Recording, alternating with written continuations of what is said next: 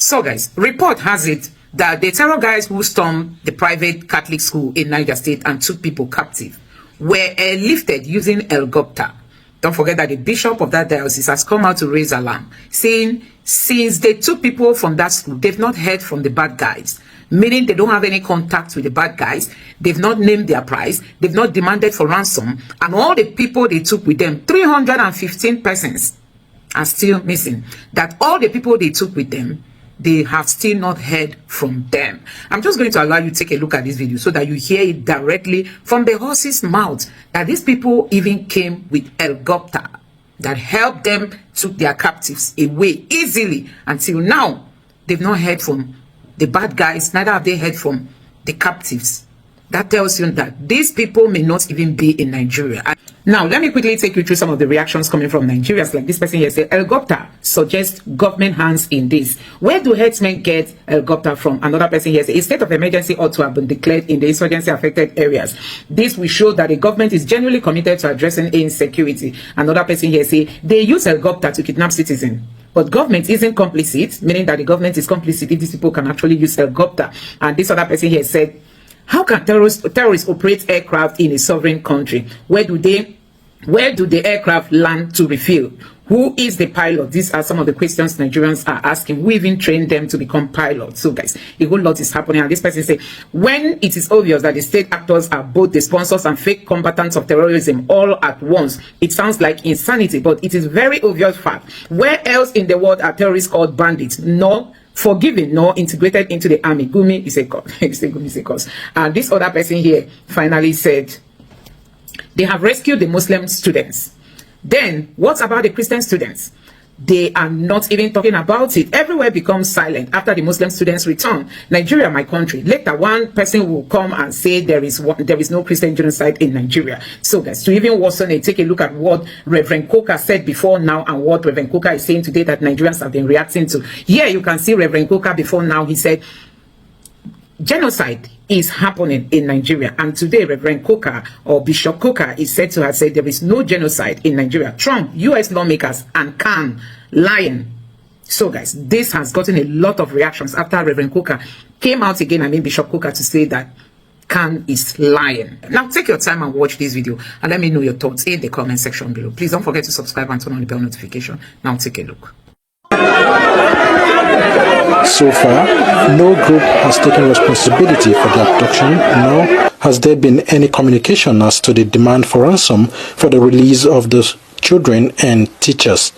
Traveling to Papiri in the Aguara local government area from Mina was another journey. For you to get to Papiri, where the incident took place, you have to journey from Mina to Zamari here in Birni Yauri. It will take about 6 hours.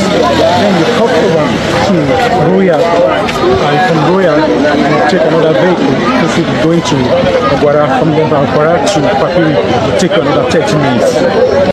At the school, it was a sorry sight to behold at the premises of the St. Mary's Catholic Primary and Secondary School, Papiri, when parents and loved ones of the abducted 239 school children and 12 teachers staged a protest with a free flow of tears, lamentation, anguish, dashed hope and wailing that filled the air.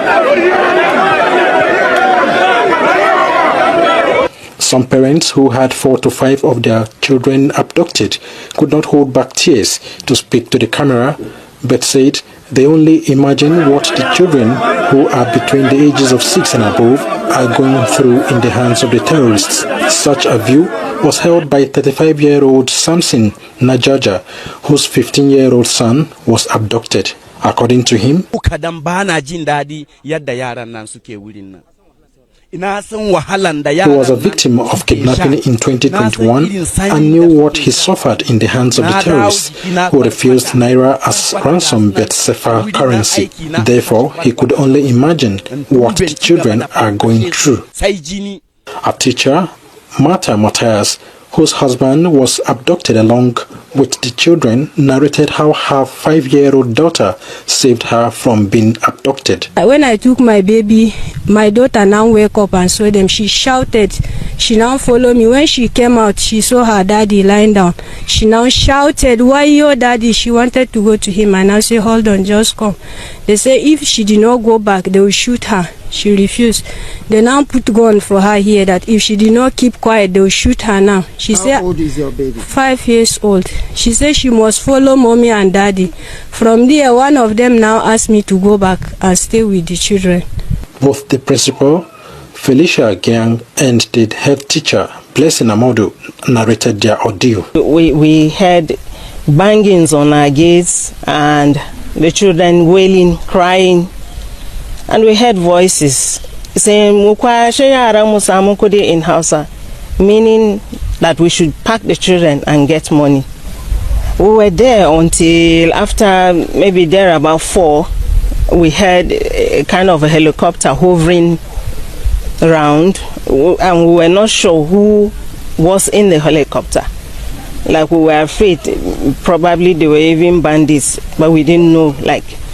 So it hovered for some minutes. I'm not sure it was up to 30 minutes. No, just hovered around, and at a certain point we didn't hear it again. So that was how it was. But then the helicopter came after we heard them driving off. They drove off. We heard the sound of cars, but we couldn't tell how many cars were there, and bikes. And they sounded so many, overwhelming, that we couldn't tell about the numbers. I'm very sad that the children up to now, they are not yet back. All I'm pleading at this moment is for the government to please, and all those who are touched by this incident, to please look for ways of how to rescue these children back to us and our staff. That is all I'm pleading for at this moment. Nothing more than that. They should release them and bring them back to us. The Catholic Bishop of Kotangora Diocese and proprietor of the school, Most Reverend Bulus Yohana, expressed optimism about the safe rescue of the children and teachers, saying the school serves over 50 communities within and outside Aguara local government area. So I'm calling on the federal government and the state government to do whatever it takes to bring them back, because many of the parents, in fact, we have already recorded 2 deaths, 1 man and 1 woman from different families who are affected by this incident that happened. So the more these students are away from their parents, the more the situation, especially the parents. It's a pity that many of them, we can't contact them, we don't even know the real situation that they are. As we speak, till this moment, no communication whatsoever has been established between the terrorists and the school authority. The parents are hoping and can only hope. But the question is, how long will this hope continue, as their hope continues to burn out till the government come to their aid? Zachary Omale, AIT News, Papiri. I think a lot of people are confused what on earth is happening to Christians in Africa. And I was wondering if you can help us understand the problem correctly. If you want to understand what's going on in Africa, you need to understand that there is a deliberate, intentional push from the north to the south with a desire to make the African continent an Islamic caliphate, the first continent in the world that is fully Islamic. And that's exactly what we're seeing roughly around that band, sub-Saharan Africa, of which Nigeria is the hotspot, but not the only place. You have Cameroon, you have Chad, Burkina Faso, Central African Republic. You've got a bunch of countries along there where there is an intensity, where various groups are pushing down with the desire to force people to submit, and they will take over their homes. They will take over their villages. They are rampant in Christians, in attacking in brutal ways with machetes, with high-powered guns, with all sorts of different means. So much so that you've now got, not just from Nigeria, but it's about 16 million Christians are displaced and living in IDP camps, and in very difficult situations, and they can't really go home. It's not safe to go home. Their homes have literally been either destroyed or taken over. But the most dangerous organization in the north of Nigeria are the Fulani militants. They are responsible for 55% of Nigerians that have been killed between 2019 and 2023. But even just to take a step back, it's 42,000 Christians have been in between October 2011 and September 2024. And interestingly, one of the things that's often said, oh, but Muslims are being killed as well. Well, Christians are being 6.5 times more, and it's the Muslims who are killing the Muslims anyway. It's not that the Christians are fighting back. Ordinary people without any defenses are being systematically destroyed, driven out of their villages, abducted, forced marriages. The list is endless.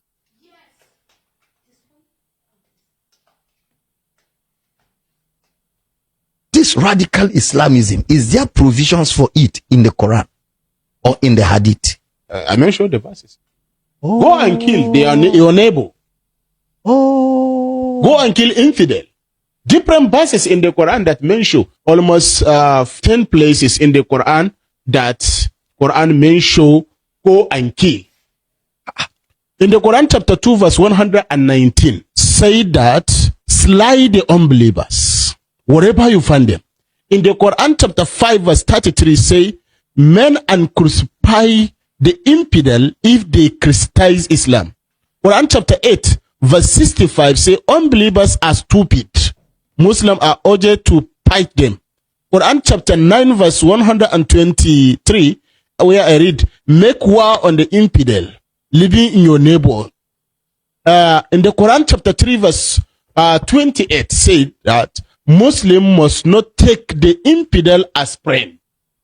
Wow. In the Quran chapter 8 verse 12 say, terrorize and behead those who believe in scripture other than Quran. In the Quran chapter 9 verse 5 say, when the opportunity arise, kill the infidels wherever you find it.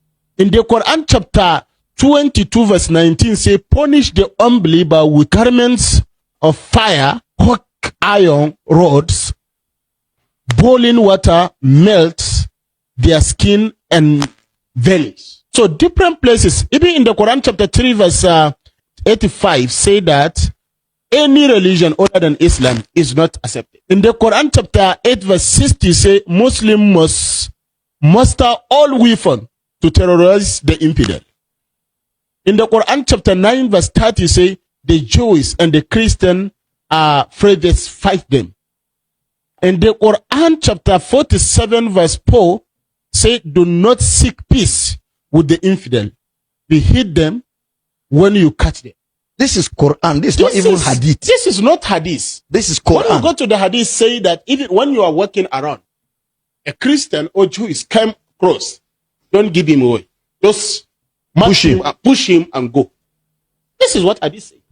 So all those jihadist terrorists, ISIS, Al-Qaeda, Ansaruddin, Harakat al-Mujahideen, Hamas, Boko Haram, ISWAP, Lakurawa, Kidnapper, all, even this Bello Turji, they used to mention Allahu Akbar when they are killing people. Yes. So all this genocide that is happening in northern part of Nigeria, all of those things is teaching from Islamic. Wow. Is the problem that affect Niger, is the problem that affect Burkina Faso, Mali, all West African countries. So we are not in peace. When you go to Southern Africa, you will see peace there. No any fight, no any problem there, except when you go to Republic Democratic of Congo, where they are fighting against the mining there.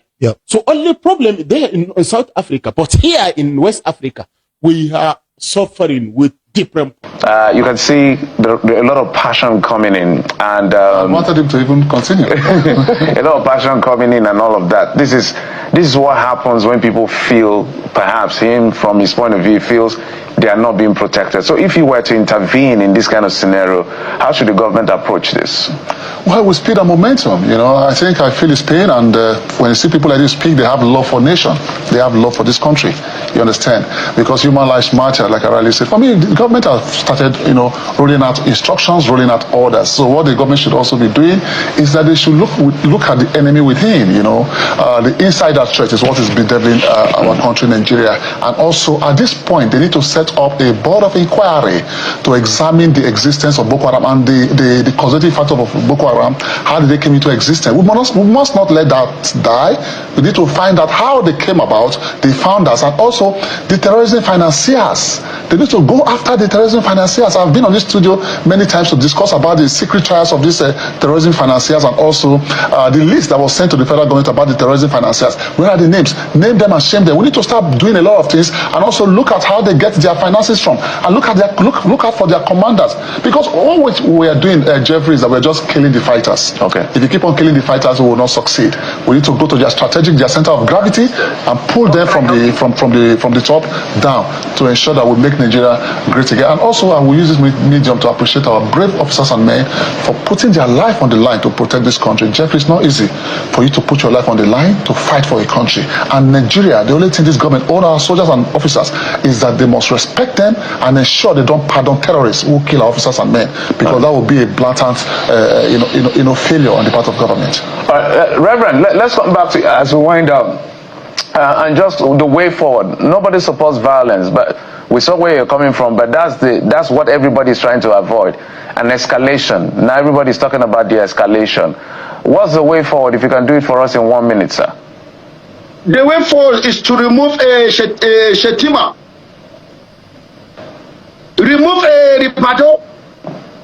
He's a security advisor. What else is he advising? All his advice is to serve the Muslim perspective. If not, if he's genuine, let me tell you, all these Christ of God, he has not been advancing well. His advance is biased. And Shetima is a Muslim. The president is the Muslim. Is that not complete genocide to Christian in the political world? A complete genocide. The way forward, remove Shetima. And I stand on it, a one way forward. They are displaying Islamic agenda. They want to control the whole country. All Christians should wake up. Wake up from their slumber, says the Bible.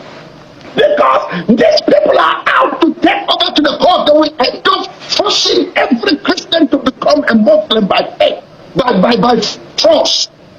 We ought to stand on it. We have seen it. I've seen it. They have showed us. Can't you see the handwork that is moving towards Kwara? Can't you see what is happening? Right. The Kwara people kill their cow or do something, and they will turn it around to say it is reprisal. So reprisal has been approved in Nigeria. Then we are ready for reprisal. I said we are not going to stay like this, because I can't hand over my grandchildren to Islam. Because when suffering starvation hurt them, they will go into slavery in Islam. And this is the agenda of all Islamic terrorists to take over the nation. And the question, the nation is sleeping. Is sleeping. Is sleeping.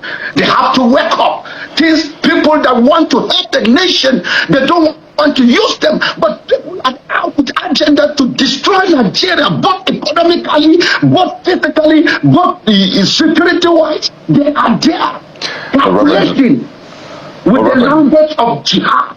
Jihad. Well, quite powerful words. I'm praying the way forward. These two people must be removed and bring Nigeria. Let it be Muslim, Christian. Nigeria is for all of us. Let it be Muslim, Christian, Christian, Muslim. We are all brothers. We are all one in the nation. You can't Reverend. Islamic agenda to control the nation. That Muslim ticket to be. I will never vote Muslim, Christian. Muslim, Christian. I want Nigeria. We should be one. That is my target, and I'm praying that they will stand and look at this thing with the common sense that Nigeria belongs to all of us, not particular people bringing evil agenda, satanic agenda to control the nation. And the nation is decaying. The moral standard is decaying. Well, Reverend Muslims are also killed. Certainly. Christians are also killed. And they are proud to tell the world that If I may Muslims comment and here, Christians are killed. Now, question is the witness of the government. They cannot stop the killing, and they are bragging that yes, Muslims are also killed. By who? Well, Reverend Achomo. Reverend Achomo, you've been speaking in other fora where you've queried some of the comments of the peace envoy sent to Plateau State to interact with communities and leaders, yourself, inclusive, where you queried, her response in other fora where she tagged some of the killings as reprisals. And we've had the Muslim community represented in the conversation right here on this platform a fortnight ago, where they doubled down on the nature of some of the killings in Plateau State, to be precise, as being reprisal. In fact, I recall Mr. Salis said that there are some communities in Plateau that you cannot go to, even as a Muslim, that your life would be in danger. And they also accuse the media of not reporting some incidents that trigger some of these killings. So I'd like you to respond to that part of the perception about the nature of the killings in Plateau State as being reprisal, because it's coming not just from the peace envoy alone, but from other members of the Plateau community, this time from the Muslim community in Plateau State. What do you expect somebody that wants to take your land and take your village, your community? What do you expect him to do? He has a strategy to create a way that he will deceive the whole world, like the Hamas were doing. Sometimes they will tell a child to pretend as if he has been shot. They will decorate him with something like blood and show the whole world. Al Jazeera will carry that Israel. Yes, Israel have been killing. We can't deny that. But the propaganda that took place is they thought we are doing the same thing. And this is what is happening here. When they want to take your village, they will strategize to see how they will invoke you to make a mistake. They will provoke you to rape your woman. And nobody knows. They will destroy your crops that you have suffered. Put cows inside. When you come out, you attack in anger a cow. Then they will say they are coming for reprisal.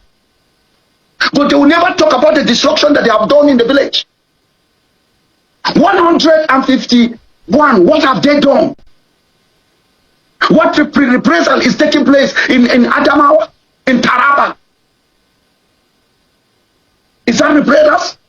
So if the federal government will approve and justify there is reprisal, then we have many ways of reprisal too. When you destroy my crops, have chemicals. We do not that we don't have it. We put it on our farm to avoid crisis. When their cows come, they eat, they die. Don't let them not blame us. It's reprisal. See, Nigerian government approve reprisal. That is, then we accept it. We can do it. Not that we don't know how to destroy them, but they have been wicked up destroying farm crops. Even the one you brought home, they will follow and burn it down.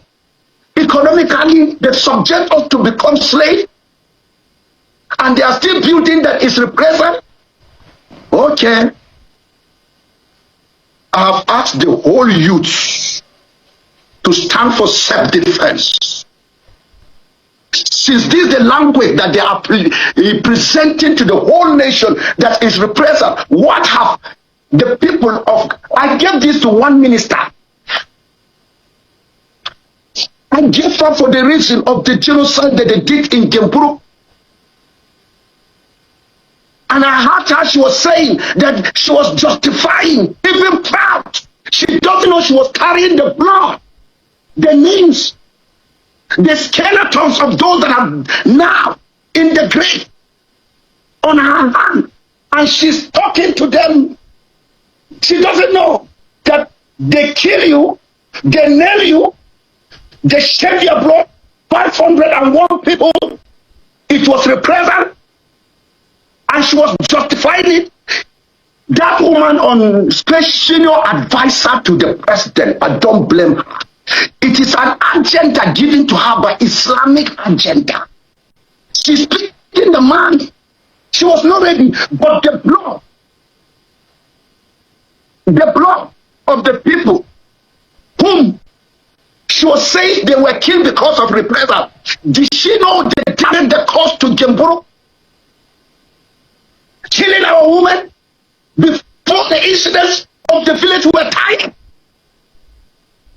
They didn't sit peace with those that are harboring criminals in the house, targeting the Christians, humiliating them. And because of that, they become angry. They didn't say they killed them. They said move out of the village. They went and organized to come down and humiliate everybody in the village so that they will grab the land. That place they were brought from Kanu as a team miners, and they enjoyed the place. And they want to take over the place. Okay, the federal government should do what she can do. She should never arrest anybody that kill a cow through chemicals. Because we will start keeping, because we want to avoid any problem. We will start putting chemicals on our lands. And if their cows die, we are ready for self-defense. It's not like before. Let me tell you, withdraw soldiers, you will see peace. Withdraw the Nigerian army, you will see peace. Especially the security have been polluted with the absorption of the repented Boko Haram assisting, and they are the ones that are giving informer. They are still with their brothers in the bush. Let me tell you, the Nigerian government hands is tight. Tinubu is saying he's going to recruit 20,000. What will be the number? If Christians are up to 2,000 in that 20,000, then we'll say they have tried. It's to absorb Muslims from all over, including visitors that came from Niger. They kept them indigenous and as citizens of Nigeria, they will be there. All right, Reverend. Why are they there? If I may come in here, Reverend, apology, we're totally out of time. I can see the passion exuding from you. We had to bring you because we've had Islamic representation here. Sheikh Gumi was with us, I think, last week on his position. Yeah. Hey, the biggest liar, the biggest destroyer, the one that collects money from federal government to compensate his people in the bush. Is another way he has made the federal government to become an ATM. The one that lied that we have bought. All right, Reverend. Well, Sheikh is not here to respond to the allegations. I'll just reiterating the fact that. Sorry, Reverend. Just reiterating the fact that this is for us to bring balance. But let's bring it to the studio as we wind down. We'll come to you to wrap up in 30 seconds. Mr. Dixon, if you can do this for us in like 1 minute. With both the Muslim and the Christian. And this is what we have for these past 2 weeks. In fact, even destruction of crops. We have not come across a news of phone calls anywhere. The Fulani are come. The Senate sent their committee on security to come for findings in Plateau State. And I happen to be there. Because all my aim, my target is for us to have peace for years. And it has reached a stage that I have to kneel down before my fellow Fulani Addos, Miyati Allah, and beg them, because they are the one to give us peace. And that is undiluted truth. We have always given them the truth, the peace that they needed. We have given them for years, and they know. I beg them on my knees, please. You know our side, we have been supplying peace to you. But on your side, you are supplying crisis to us. Why? What is the reason? And they have to raise me up by officials. I say thank you. Because my primary goal is to see that the country is living in peace, nothing but peace. And that's the situation that we are in right now. We have been crying for years. For years. Nobody listened to us. Even when the issue of Jeburuk, formerly known Dogonawa, they changed the name. They came with an agenda. The Islamic movement came with an agenda to they will change the name of the original place and place their own name. Our forefathers were illiterate, were full of love, thinking that let's live together, not knowing that these people have a target for land grabbing. They have a target to invade and take over the state, to take over the Middle Belt. That is the target. Our forefathers didn't know until late 2000. These things started manifesting themselves, burning villages, striking villages. Before they come to your village, they would look for a way that they will present the matter as since it's reprisal. We didn't know. They will destroy your crops. That is the beginning. We have been living together. We give them farms, irrigation farms to do in love. We assist them in working on their farm, and they make their money. They go back to their village, to their areas in the far north. Then when it is a dry season, they will resurface and come. We welcome them. But what then? This is what happened at the end of the day. Planning. When we say stop it, they will be angry. They will say we're interfering in their right of living. And we don't know that there was a great agenda that was moving on to take over our village, because they look at us in a dialect that we are Arnas. Even you are a Christian, you are Kafri, you are Arna. And this word has been moving. We bear it, would it. We still show them love, but they didn't understand. You can see, because of the issue of farm issue, right? When they will follow you to your farm and they will kill us, we will bear with it until it reaches a stage we say, no, this thing is getting too much. Since you are not ready to stay with us, please go back. Go to your state. Leave your place, because you are coming here, you are turning your character into aggressive, into claiming of life, into claiming of land, in which, let me tell you, over 161 villages, community were displaced in Plateau State alone. Well, today they cannot go back to that village, and the neighboring village that they are living on, you will see they have been living their dwelling place where our forefather gave it to them, but they will organize themselves and invite their fellow brothers from the far north to come and assist them in doing jihad on the Christian. And there are areas, there's a place even in Manga, that place, that place they were evil themselves. They turned our church building into mosques in Manga area. That is the place where we were. Now, let me take you through some of these reactions happening on the social media. A Reverend Father is said to have seen some group of Fulani headsmen close to a primary school, and he decided to raise the alarm. So, guys, there is no check. The question we are even asking is, what is our state governors doing? These people get a whole lot of money from Tinubu. Tinubu prefers to give them the money for political reasons. Now, they can't even use it effectively. We want to see, police, community policing, well equipped, well trained, giving power to carry gun. We want to checkmate these people. Honestly, the way the Fulanis, they are like, before Trump even comes, let them invade more places, let them buy more people, and the way they are out for it is unbelievable. Now, a Reverend Father came out raising alarm that he saw Fulanis close to a primary school. Like Fubara was talking to leaders in the southeast, in the south, that's in Rivers State today. He was telling them that if you see something, say something. Don't keep quiet until the bad guys have won. That you have to say something. Don't just keep quiet. So, and many people have been reacting on that, about how these terrorists have been going about, doing whatever they are doing.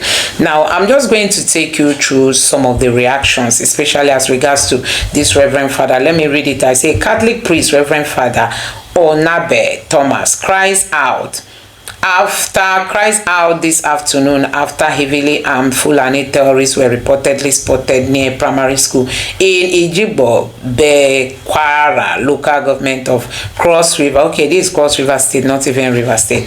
In Cross River State, they were spotted, not rivers. And this person say, Nigerians have been reacting.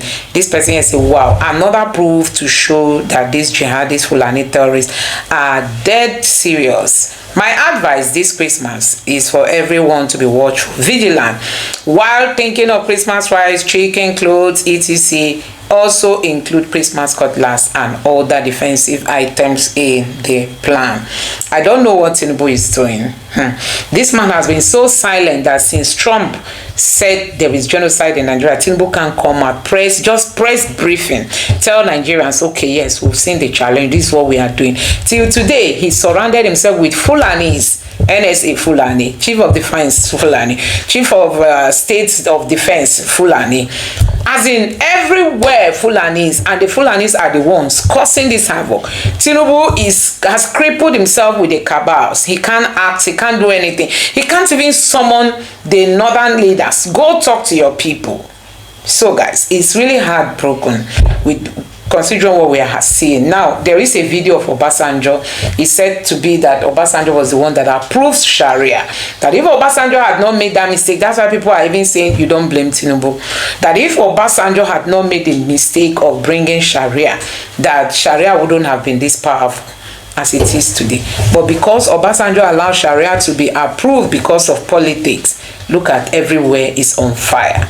This person say Fulani headsmen mostly settle within Nigerian army barracks or army checking points, and those military personnel always pretend as if nothing is happening. Please, can the military explain, or isn't it a kind of Hausa Fulani military protection for the bandits? That is what Nigerians are saying. The military always cover these people. Now, the defense minister has come out to say Nigeria doesn't have bomb that can bomb where the Fulanis are. So they really know where they are, but it's just that we don't have bomb to reach there.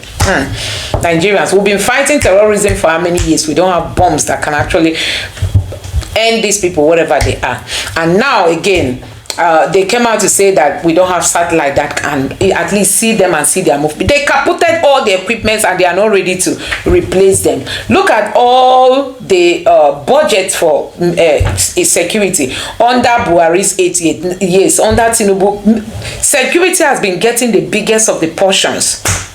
But we don't have a satellite that can actually capture these people. So guys, who is fooling who in this country? These are some of the things we have to start asking ourselves. Who is fooling who? Tinubu, who is fooling who? We've had enough of all this trash, and I think it's high time we begin to end it. This person say, will the government take action? No. Will the police take heed?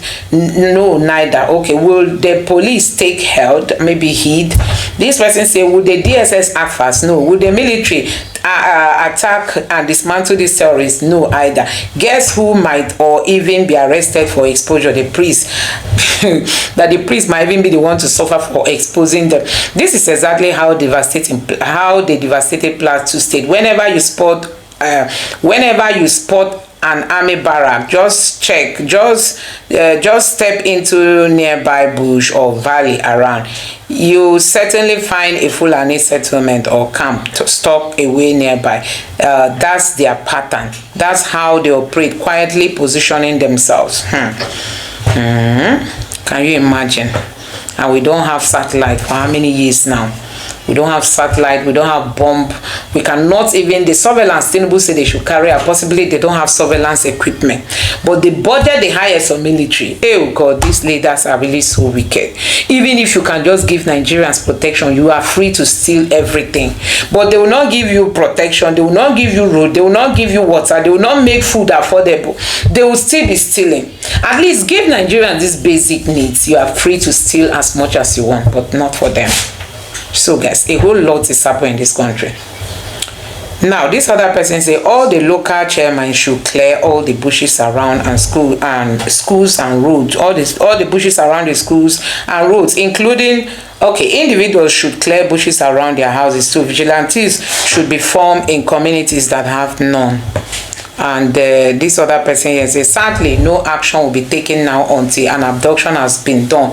Even so, the first responder would be pushing, doing photo ops and video interview with the locals instead of carrying out intelligence operation. Everywhere Fulani, armed Fulani terrorists. What a country turning. What is this country turning into? And this person say, burn, clear all the bush today. To improve safety, the government should consider controlled bush burning and regulated professional managed control burning in high-risk area. This control burn, when done by environmental and security experts, can reduce cover for criminals while still keeping ecosystem healthy, since vegetation naturally grows back. I think this is really very important. So guys, Fulani camps near the military barracks should tell you all you need. Okay, should tell you all you need to know. These people, like being around military barrack, does that means that that's where they get cover? That's what Nigerians are asking. It will be shocking when they search the whole forest only to find them inside the army barrack. Nigeria is gone. Can you imagine? Just look at the surrounding of the primary school. They can't even clear the bush around. To even have kids in this kind of landscape is appalling to begin with. If the place looks like this, I can bet nothing like a fence. There's nothing like a fence around the school. Our government keeps playing with people's life. How did these terrorists cross the state borders? That's the big question that needs answer. No honest, capable leader will care about Nigeria. Who cares about Nigeria in power?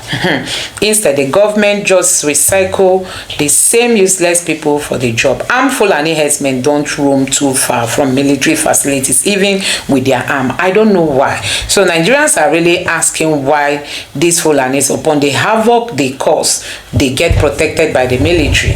Everyone in the south should get ready now to fight those bloody terrorists by all means. The government can protect us and they don't care. We have no option than to fight for our survival.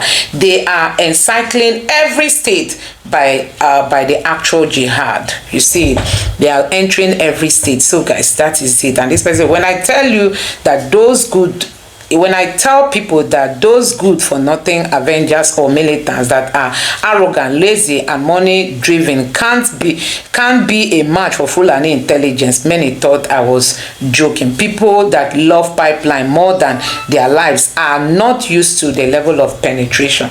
Anyway, guys, let me know what you think about the Fulani menace causing havoc everywhere in Nigeria. Honestly, the government is not treating this with the seriousness Nigerians expect from the government. Let me know your thoughts in the comment section below. Please don't forget to subscribe to the channel and turn on the bell notification for more updates. Thank you.